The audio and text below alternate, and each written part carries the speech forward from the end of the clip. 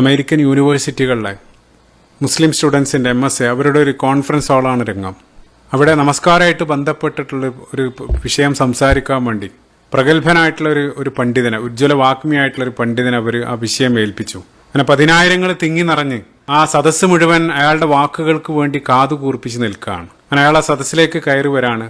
പതിവിന് തികച്ചും വിപരീതമായിട്ട് അയാൾ കീശയിൽ നിന്നും ഒരു തുണ്ട് പേപ്പറുകൾ എടുക്കുകയാണ്. എന്നിട്ട് അതിലുള്ള ചില കാര്യങ്ങൾ, ഖുർആനോ ഹദീസുകളെല്ലാം അയാൾ ധൃതിപ്പെട്ട് വായിച്ചു പോവാണ്. സദസ്സിലേക്ക് നോക്കുന്ന പോലില്ല, ഐ കോണ്ടാക്ട് ഒന്നും ഇല്ലാതെ ആ രൂപത്തിൽ അയാൾ വായിക്കുകയാണ്. ശേഷം അയാൾ അത് കഴിഞ്ഞപ്പോൾ തല ഉയർത്തി തന്നെ ശ്രവിക്കാനിരുന്ന ആ സദസ്സിനോട് അയാൾ പറഞ്ഞു, സോറി, എനിക്ക് ഇതിനേക്കാൾ പ്രധാനപ്പെട്ട മറ്റൊരു ഫംഗ്ഷൻ അല്ലെങ്കിൽ എൻ്റെ ഒരു പേഴ്സണൽ കാര്യം അറ്റൻഡ് ചെയ്യേണ്ടതുണ്ട്, അതുകൊണ്ടാണെന്ന് പറഞ്ഞ് അയാൾ ധൃതിപ്പെട്ട് ഇറങ്ങിപ്പോവാണ്. അപ്പോൾ മൊത്തം ആളുകൾ കൺഫ്യൂഷനാണ്. എന്ത് പണിയാണ് ഇയാൾ കാണിക്കുന്നത്? കാരണം ഇയാളെ ശ്രവിക്കാൻ വേണ്ടിയാണ് നാടിൻ്റെ നാനാഭാഗത്തു നിന്നായിട്ട് ആ ഓഡിയൻസ് മുഴുവൻ അവിടെ തടിച്ചു കൂടിയിട്ടുള്ളത്. അപ്പം അതിനേക്കാൾ ഇമ്പോർട്ടൻ്റ് അയാളുടെ ഒരു പേഴ്സണൽ അപ്പോയിൻമെൻറ്റിന് അത്രയേറെ പ്രാധാന്യം കൊടുത്ത് അയാൾ ഈ രൂപത്തിൽ ധൃതിപ്പെട്ട് ഇറങ്ങിപ്പോവാണ്. അപ്പോൾ അവർ മുഴുവൻ തമ്മിൽ സംസാരിക്കാനെല്ലാം തുടങ്ങിയ സമയത്ത് അയാൾ ഒരല്പം കഴിഞ്ഞപ്പോൾ അയാൾ വീണ്ടും ആ വേദിയിലേക്ക് കയറി അയാൾ അവരോട് പറഞ്ഞു, ഞാനിപ്പോൾ ചെയ്ത ഈ ഒരു കാര്യം നിങ്ങൾ അങ്ങേയറ്റം ഒഫൻഡ് ചെയ്ത് നിങ്ങൾ അങ്ങേയറ്റം വേദനിപ്പിച്ചിട്ടുണ്ടാവുമല്ലേ, എനിക്കറിയാം. പക്ഷേ നമ്മൾ ചിന്തിക്കേണ്ട ഒരു കാര്യം, ഇതേ കാര്യമാണ് നമ്മളിൽ പല ആളുകളും ദിനേന നമസ്കാരത്തിൽ അള്ളാന്റെ മുമ്പിൽ ചെയ്തുകൊണ്ടിരിക്കുന്നത്. ധൃതിപ്പെട്ട് വന്ന് എന്താണെന്ന് ഉരുവിടുന്നതെന്ന് അറിയാതെ എന്തൊക്കെയോ പെട്ടെന്ന് ധൃതിപ്പെട്ട് പാരായണം ചെയ്ത് നമ്മുടെ ഭൗതികമായിട്ടുള്ള എന്തെങ്കിലും ബാക്കി ചെയ്യാനുള്ള കാര്യത്തിലേക്ക് നമ്മൾ ഓടുകയാണ്. അള്ളാഹുമായിട്ടുള്ള സംഭാഷണത്തിന് യാതൊരു പ്രാധാന്യം നമ്മൾ നൽകുന്നില്ല. എവിടെയാണ് നിൽക്കുന്നതെന്നുള്ള ഒരു ബോധ്യം പോലും ഇല്ലാതെയാണ് പല ആളുകളും നമസ്കരിച്ചുകൊണ്ടിരിക്കുന്നത്. ഒരുപക്ഷെ അയാൾ മണിക്കൂറുകൾ ദൈർഘ്യമുള്ള ഒരു പ്രഭാഷണം നൽകുന്നതിനേക്കാൾ പല ആളുകളെയും സ്വാധീനിച്ചിട്ടുണ്ടാവുക തുടക്കത്തിൽ അയാൾ നൽകിയൊരു പാഠമായിരിക്കും.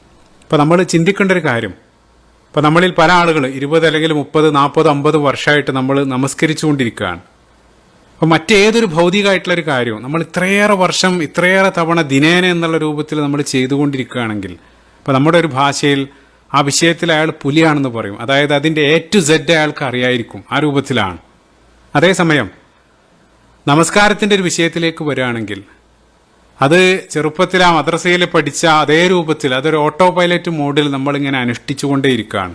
അതിൻ്റെ ബേസിക് ആയിട്ടുള്ള കാര്യങ്ങൾ പോലും, അതായത് ദിനേന നിർബന്ധമായിട്ട് 17 തവണ പാരായണം ചെയ്യേണ്ട ഫാത്തിഹയുടെ ആശയം പോലും അറിയാതെ അതിങ്ങനെ ഉരുവിട്ടുകൊണ്ടിരിക്കുകയാണ്. അപ്പോൾ നമ്മൾ ഭൗതികമായിട്ട് ചെയ്യുന്ന മറ്റേതൊരു കാര്യത്തിനും ഒരല്പം കാലം പിന്നിടുന്ന സമയത്ത് അതിൻ്റെ ഒരു ആകത്തുക, അതിൻ്റെ ഒരു എസൻസ് മനസ്സിലാക്കാൻ ചില ശ്രമങ്ങൾ നമ്മൾ നടത്താറുണ്ട്.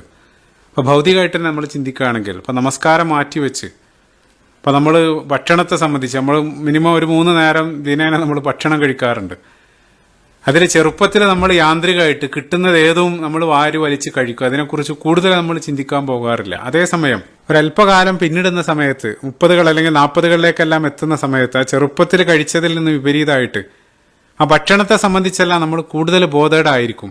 എല്ലാം വാരി വലിച്ച് കഴിക്കില്ല. അത് എന്തൊക്കെ ഭക്ഷണം കഴിക്കണം, എന്തൊക്കെ കഴിച്ചാൽ ഏത് രൂപത്തിലുള്ള എഫക്റ്റാണ് എൻ്റെ ശരീരത്തിൽ ഉണ്ടാവുക, അതിനെ സംബന്ധിച്ചെല്ലാം മനസ്സിലാക്കി ആ ഡയറ്റ് പ്ലാനിലെല്ലാം ചില മാറ്റങ്ങൾ വരുത്താൻ നമ്മൾ സന്നദ്ധമാകാറുണ്ട്.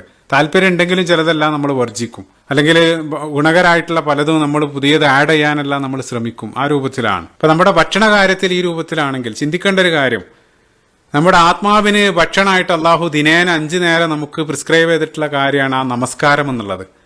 അതിനെ സംബന്ധിച്ച് അത് ഏത് രൂപത്തിലാണോ ചെറുപ്പത്തിൽ നമ്മൾ നിർവഹിച്ചത് അതേ രൂപത്തിൽ അത് തുടർന്നുകൊണ്ടേയിരിക്കുകയാണ്. ഒരിക്കലെങ്കിലും അതിലെന്താണ് ഉപേക്ഷിക്കേണ്ടത് അല്ലെങ്കിൽ അതിൽ ഗുണകരമായിട്ടുള്ള ചിലത് ആഡ് ചെയ്യാൻ അത്തരത്തിലുള്ള ഒരു ശ്രമം ഒരിക്കൽ പോലും പല ആളുകളും നടത്താറില്ല. അള്ളാഹു നമുക്ക് പുറത്തു വരുമാറാകട്ടെ.